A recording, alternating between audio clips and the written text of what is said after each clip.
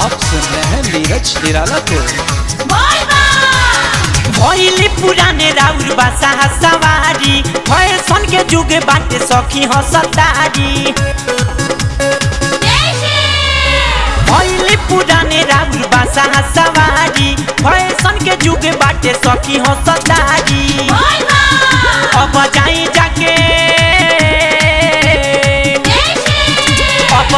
जाके किनी चारा जगवा ना बनी पूरा बाकवा भोला। अब जाई जाके किनी चारा जगवा ना बनी पूरा बाकवा भोला।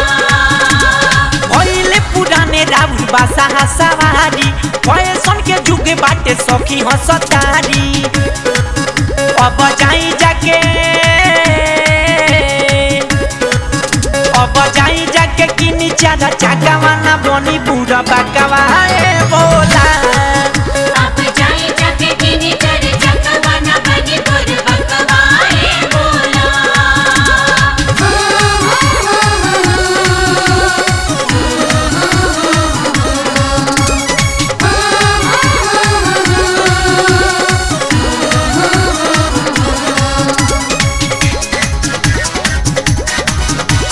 Music by Manoj Aryan. पूरा फुंसी होई ना नहाई साबुन नीम से फेस चमकाई फेयर हैंड सम क्रीम से।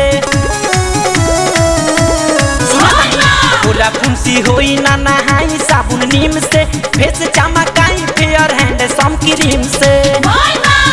राउर भेस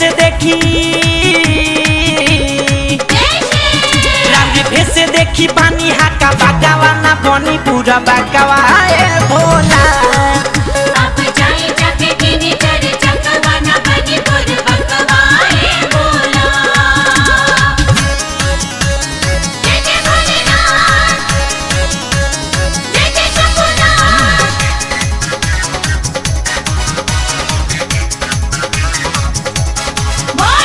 कहिया ले रखिया पोत बजी शरीर में गांजा भांग लिखल बाका रौरा तकदीर में खाली गांजा भांग खात रहतनी।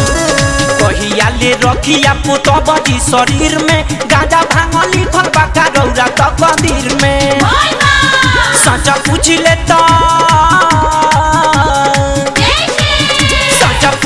तो टेढ़े करी नाकावा ना बनी पूरा बाकावा भोला। अब जाई जाके किनी चारा जगवा ना बनी पूरा बाकवा भोला।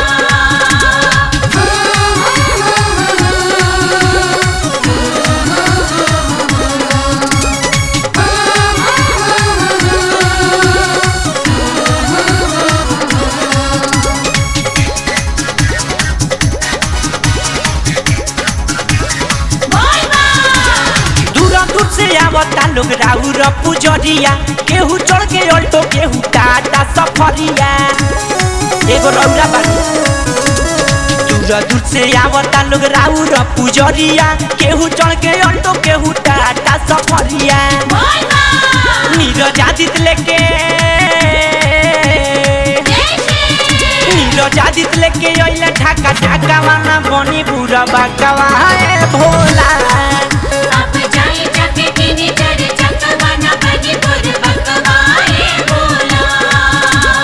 भइले पुराने राउर बासा सवारी फैशन के जुग बाटे सखी हसतारी। अब जाई जाके